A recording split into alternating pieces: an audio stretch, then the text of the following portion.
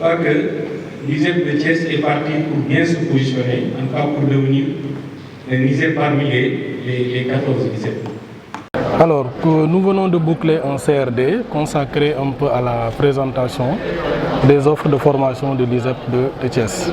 C'était donc une rencontre ouverte aux acteurs de la région pour partager avec eux ce qui se fait. C'est vrai que tout le monde entend parler de l'ISEP, mais tout le monde n'a pas connaissance exacte de ce qui se passe à l'ISEP.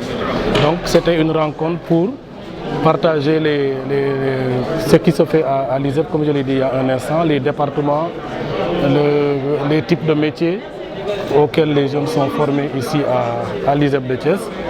C'était également une occasion pour examiner avec l'ensemble des acteurs quelles étaient les possibilités de partenariat qui pouvaient exister entre l'ISEP et ces structures-là.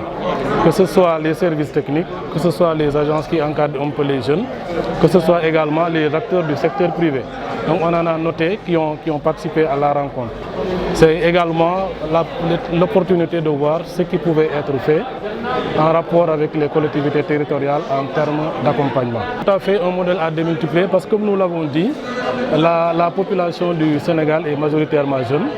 Et quand on parle de capital humain, justement, on doit se baser sur la jeunesse que nous avons. Et cette jeunesse a besoin d'être formée sur le plan professionnel. C'est bien d'avoir des diplômes académiques, mais parfois le diplôme académique à lui seul ne permet pas de pouvoir intégrer le monde du travail. Voilà, depuis la création de l'Institut, nous avons 1044 exactement diplômés qui sont dans le marché du travail. Et cette année, il y a 1200 qui vont les rejoindre. Donc ça veut dire que cette année, en 2021, nous allons sortir autant que les 8 premières années.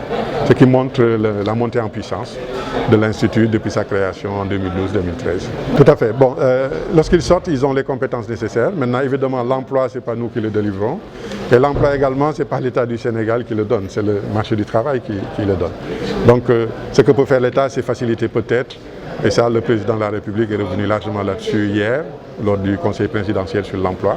Faire en sorte que les entreprises aient des facilités pour justement recruter ces jeunes diplômés.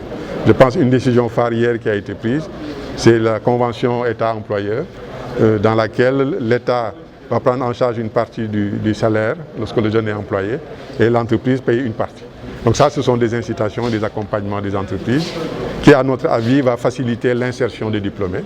Maintenant, ça, ce sont des cas spécifiques. Nous faisons en sorte de les former, c'est vrai, pour qu'ils aient les compétences pour pouvoir travailler dans n'importe quel type d'entreprise.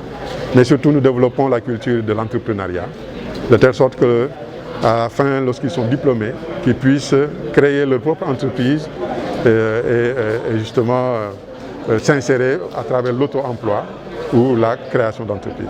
Je pense que c'est une des voies de solution par rapport à l'emploi des jeunes, sachant que nous avons à notre niveau réglé la question de l'employabilité.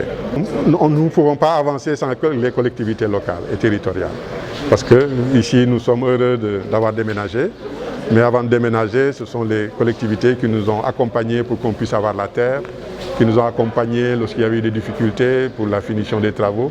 Donc nous sommes en partenariat permanent avec les collectivités territoriales.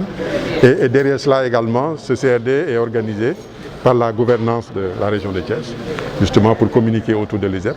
Et ça, c'est une forme très importante de collaboration qui montre que la gouvernance, la préfecture, et les communes sont à nos côtés pour justement nous aider à communiquer dans un sens unique. C'est de telle sorte que nos diplômés, qui sont nos produits, soient mieux connus à travers la connaissance de l'Institut, évidemment, mais surtout que ça les aide à s'insérer dans le marché du travail.